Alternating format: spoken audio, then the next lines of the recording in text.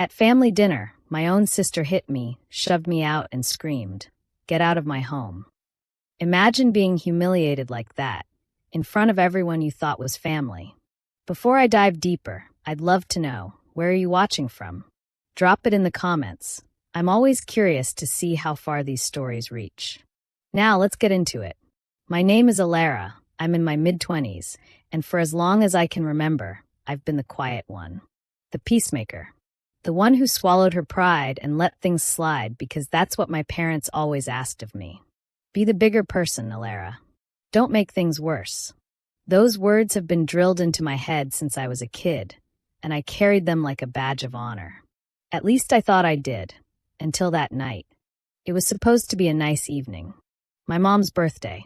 Everyone gathered around the long dining table in my sister Maribel's house, plates stacked with food, laughter echoing louder than the clinking glasses. I had brought a cake, spent half the day decorating it because I thought, just this once, maybe I could contribute something meaningful. I thought maybe they would see me, but it didn't take long before the cracks showed. As soon as I suggested we could all pitch in for a small surprise trip for Mom, Maribel rolled her eyes and smirked. Oh, please. Like you could ever organize something like that. Let's be real. Leave the planning to people who know what they're doing. The table chuckled along with her, except me. My cheeks burned, but I bit my tongue. That's what I always did. I tried to redirect, to keep peace, but Maribel wasn't done. She leaned in closer, her voice louder, sharper. You always think you're so thoughtful, Alara, but you're just pathetic. And before I could even react, she stood up, shoved me so hard I stumbled back, and snapped. Get out of my home. The room went silent, but not a single person moved. Not my mom, not my dad, not even my cousins who watched wide-eyed as if it were some kind of show. My chest tightened as I stood there, frozen, waiting for someone, anyone, to defend me. But no one did. My mom glanced at her plate. My dad kept chewing like nothing had happened. And Maribel just glared at me, daring me to argue. So I grabbed my bag, blinked back the tears stinging my eyes, and walked out into the cold night air. As I closed the door behind me, the laughter inside slowly picked back up, muffled through the walls. They had already moved on. To them, it was just another Alara moment, me being the outcast, the punching bag, the one they knew wouldn't fight back. But as I stood on that porch, heart pounding, I realized something. That shove wasn't just a push out of her house. It was a push out of the life I'd been clinging to, the family I thought I needed. For the first time, I felt the sting of humiliation turn into something else, a quiet, simmering anger. And deep down, I knew that night wasn't the end. It was the beginning. Growing up, I always felt like I was standing in the shadows of my sister, Maribel. She was the one who could do no wrong, the one who always got the praise, the gifts, the attention. When we were kids and she broke something, it was me who was told to apologize for causing trouble. When she lashed out, the excuse was that I needed to be more mature, that I shouldn't provoke her. My parents never hid their favoritism, even if they pretended it wasn't obvious. Maribel was their pride, and I was the one told to keep the peace. That night at dinner was no different. I had been sitting quietly, trying to be part of the celebration without stepping on any toes. It was supposed to be a happy evening for Mom's birthday, and I thought maybe suggesting something simple would make her feel special. I brought up the idea of everyone chipping in for a small getaway, just a weekend somewhere peaceful for her to relax. My voice was calm, hopeful even, but before I could even finish explaining, Maribel cut in with a smirk. Really, Alara? You think you're in a position to suggest that? You can't even handle your own life, but you want to plan for everyone else. She tilted her head, her tone dripping with mockery. The worst part wasn't just her words. It was the way the table leaned into her laughter, like they were waiting for her punchline. I sat there, my face heating, but I refused to back down. I tried to explain that it wasn't about me, that it was about Mom, but Maribel raised her voice, drowning mine out. You always act like you're trying, but it's pathetic. Just stop embarrassing yourself. Her words landed sharp and heavy, and I could feel every pair of eyes on me. I thought maybe if I stayed calm, she would lose interest, but instead she stood up, looming over me. Her hand slammed against the table, rattling the dishes, and then in a flash she shoved me hard enough that my chair scraped backward. Gasps filled the room, but no one moved.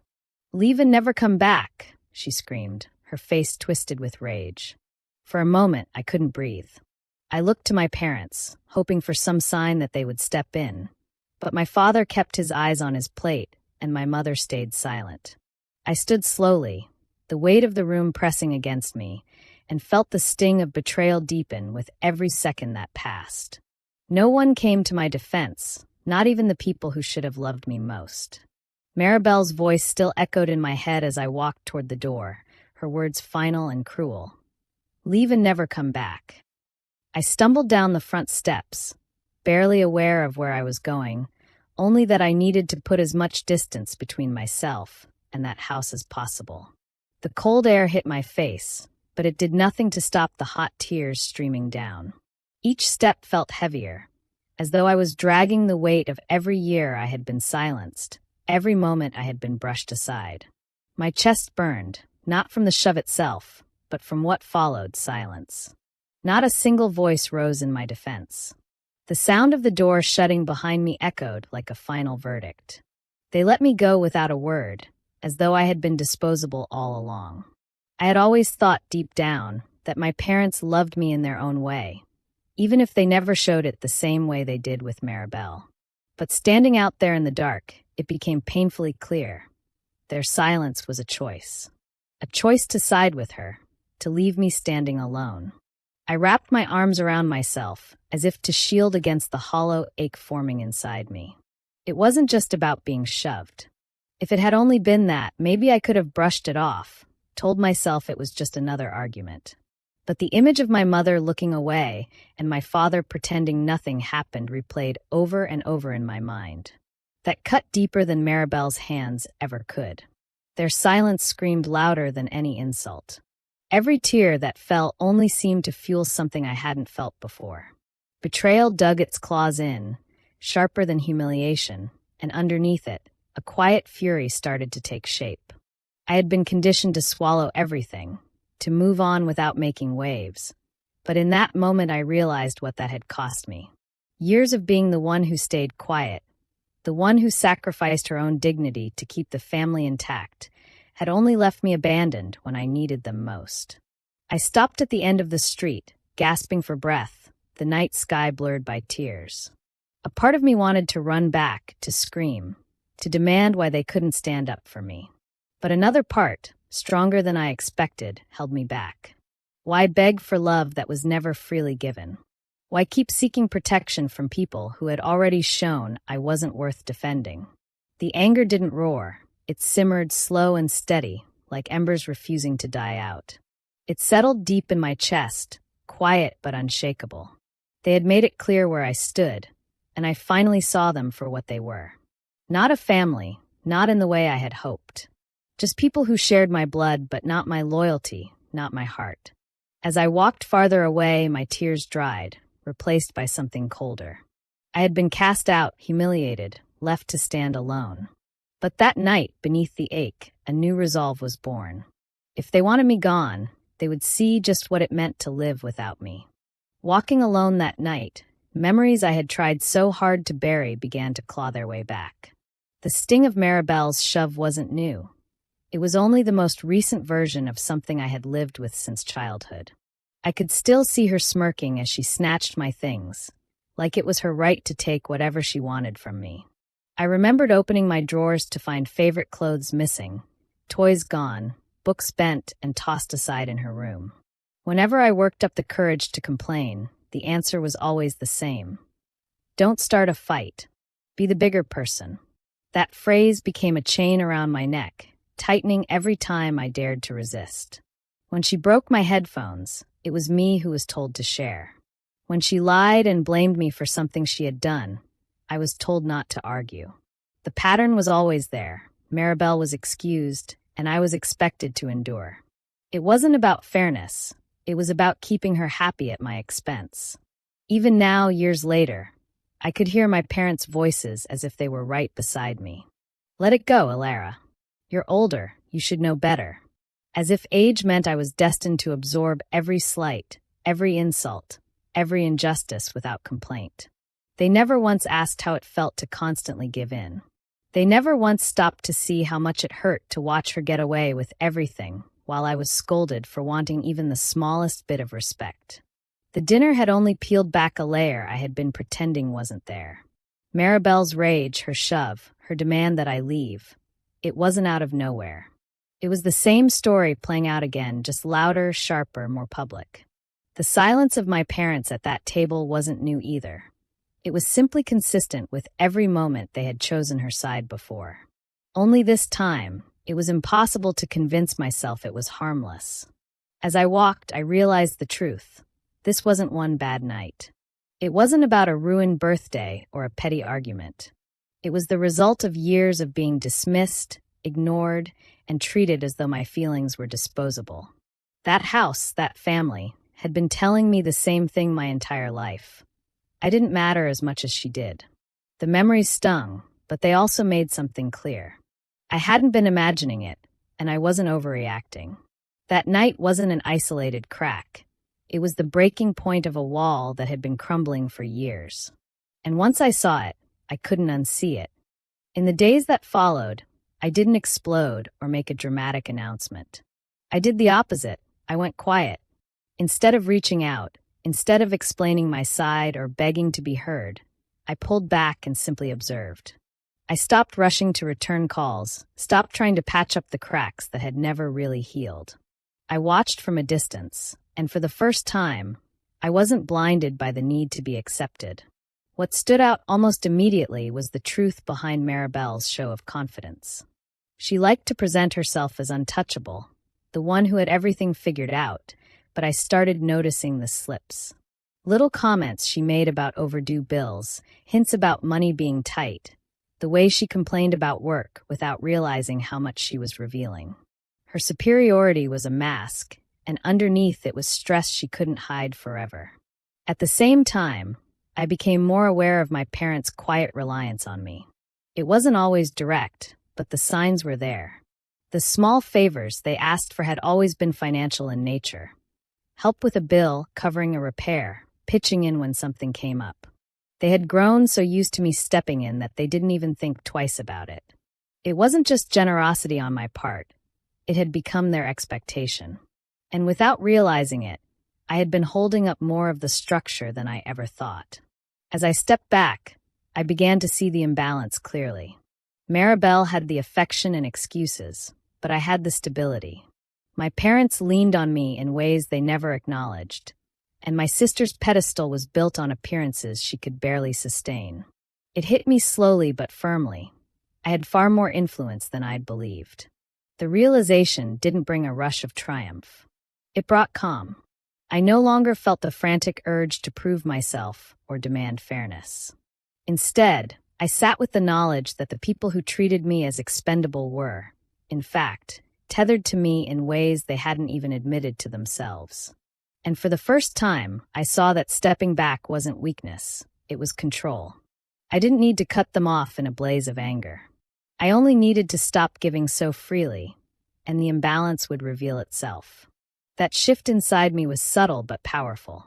I stopped feeling like the powerless one, the overlooked sibling, the scapegoat.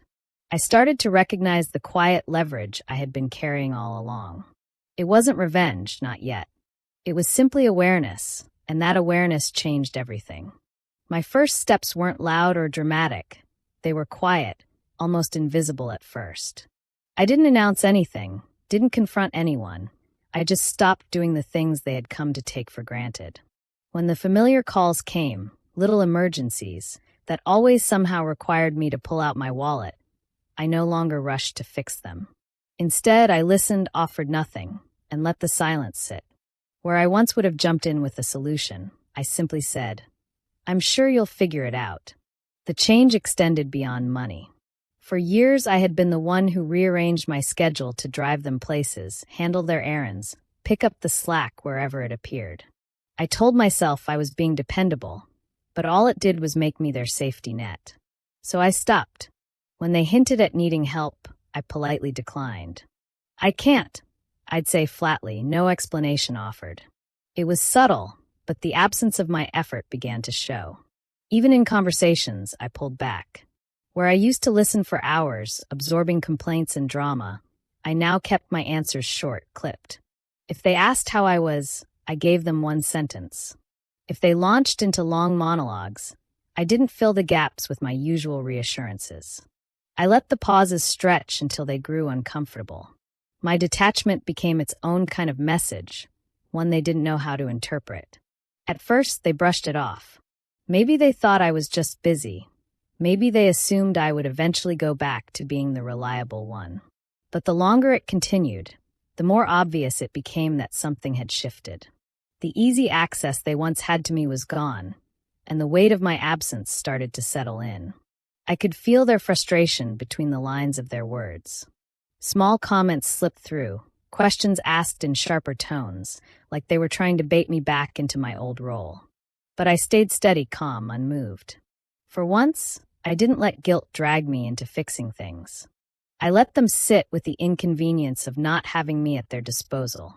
It wasn't vengeance in the dramatic sense, no explosions, no screaming matches, but it was effective.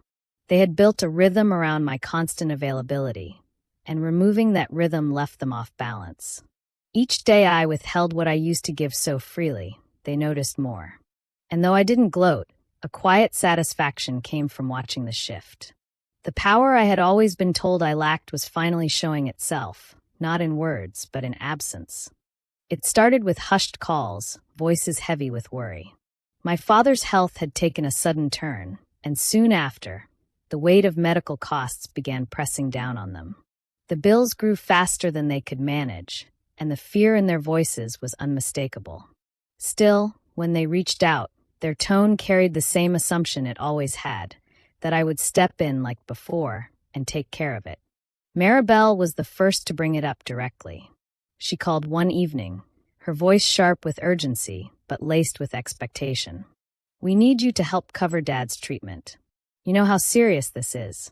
Just do what you always do."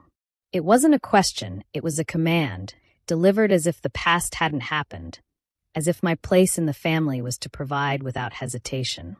When I didn't answer immediately, my mother chimed in days later, her words softer but no less entitled.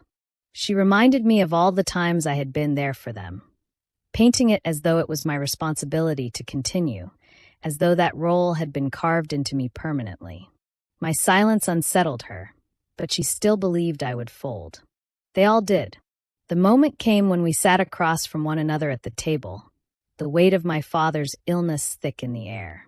Maribel looked at me like she was already frustrated I hadn't pulled out my checkbook, while my parents stared as if waiting for me to play my part. I let the quiet stretch before speaking, my voice calm, steady, free of any tremor. "Why?" I asked plainly. "I'm not part of this family anymore, remember?" The words landed harder than I expected. For the first time, there was no instant rebuttal, no barrage of guilt or accusations. Just silence. My mother's mouth opened, then closed again. My father looked down, unable to meet my eyes. Even Maribel, always so quick to snap, froze in place, her confidence faltering. The entitlement that had always filled the space between us seemed to evaporate in that single moment. I didn't raise my voice, didn't push further. I simply let the truth sit there, hanging between us, undeniable. They had made their choice when they stood by as I was thrown out, when they let Maribel's cruelty define my place in the family. And now they were feeling the weight of that choice. For the first time, I wasn't the one shrinking under their expectations. They were the ones staring at the void I had left. The silence that followed wasn't just empty.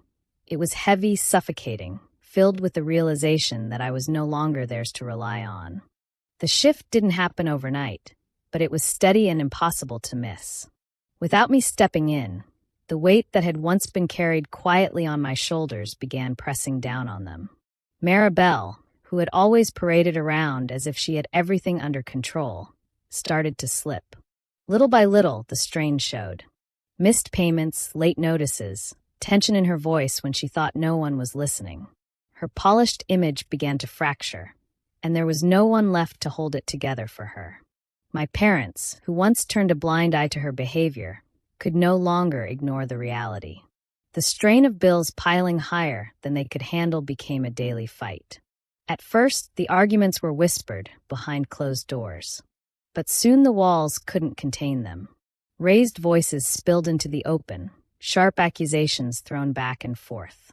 I heard from extended relatives that my mother had snapped at Maribel, saying she was the reason I had walked away. My father, normally silent, had apparently shouted that she had destroyed the family's balance. Maribel, unaccustomed to being on the receiving end, lashed out in return. She blamed them for depending too much on me, for letting things reach this point. She refused to take responsibility, as she always had, but the deflection didn't land the same way anymore. The foundation that had once kept her untouchable was gone, and the cracks widened with every passing week. I didn't intervene. I didn't reach out. I didn't offer solutions. I kept my distance, watching from afar as the unraveling took shape. There was no satisfaction in their arguments, no joy in their stress, only a quiet recognition that this was the natural result of years of imbalance. They had built their world around Maribel's pedestal and my silence, and once I stepped away, the structure collapsed under its own weight. The calls grew fewer, shorter, more strained. Where there had once been demands, now there was hesitation. They knew better than to ask again, but the distance between them and me stretched wider each day. I didn't fill it. I let it remain, a reminder of the choices they had made. I stayed still, calm, detached, while their lives twisted around the void I left behind. And as their voices rose in conflict, I only grew quieter, watching the cracks deepen until the family I once tried so desperately to protect no longer resembled the one I had known. Peace came slowly, not as a sudden burst of joy, but as a steady calm that began filling the spaces once consumed by pain. I didn't wake up celebrating their struggles, nor did I sit back with a sense of triumph. What I found instead was relief, quiet, steady, undeniable relief. For the first time in years, my days weren't dictated by their needs, their demands, or their chaos. I began leaning into new connections, people who valued me without condition. Friends who checked in not because they wanted something, but because they cared. With them, I laughed freely, shared meals, created memories that weren't tainted by obligation. Slowly, I realized I was building something different, something stronger than what I had tried to cling to before. It wasn't the family I was born into, it was the family I chose, and in that choice I found comfort. Meanwhile, word trickled back about the growing storm within my old household. Arguments that never seemed to end, bitterness that seeped into every interaction. The harmony they once pretended to have was gone, replaced by tension too loud to hide. Each update came to me not as a wound, but as confirmation. They were reaping what they had sown, and I was no longer part of it. Still, I didn't feel joy at their unraveling. There was no gloating, no desire to rub salt into their wounds. What I felt was bittersweet, a release I had long craved but never thought I would truly taste. Their downfall didn't make me happy, but it freed me. I no longer carried the responsibility of holding them together, no longer bore the weight of being their unacknowledged support. In the quiet moments, I sometimes thought of what could have been if things had been different, if love had been given freely instead of conditionally. But those thoughts no longer ached the way they once did. They were simply reflections, passing and harmless. My focus was no longer on what I had lost, but on what I was gaining: peace, respect, and the strength to live without the chains that once bound me. It was in that calm that I finally understood. My freedom wasn't about their collapse. It was about my choice to walk away and not look back. Their resentment belonged to them. My peace belonged to me. Looking back now, I see that the night I was shoved out wasn't the moment I lost everything. It was the moment I finally began to reclaim myself. For so long, I thought endurance was strength, that staying quiet meant keeping peace. But real strength came when I chose to step away, when I stopped allowing myself to be treated as less. That night was not an ending. It was the start of freedom. I came to understand that family isn't about who shares your blood. It's about who shows up with respect, with care, with love that doesn't demand silence in return. The people who truly matter are the ones who make space for you, not the ones who erase you to protect their favorites. My greatest act of defiance wasn't shouting, wasn't fighting, wasn't trying to win them over. It was leaving. It was choosing not to carry their burdens anymore. It was letting them feel the emptiness I once filled and realizing, too late, that they had taken me for granted. Sometimes the deepest revenge requires no anger at all. It's simply living your life without them and knowing they must live with the consequences of pushing you away. Sometimes the best revenge is simply letting people live without you and realizing too late how much you mattered. Do you think I made the right choice by walking away, or should I have stayed and given them another chance? I'd really love to hear your thoughts in the comments. Your perspective means a lot.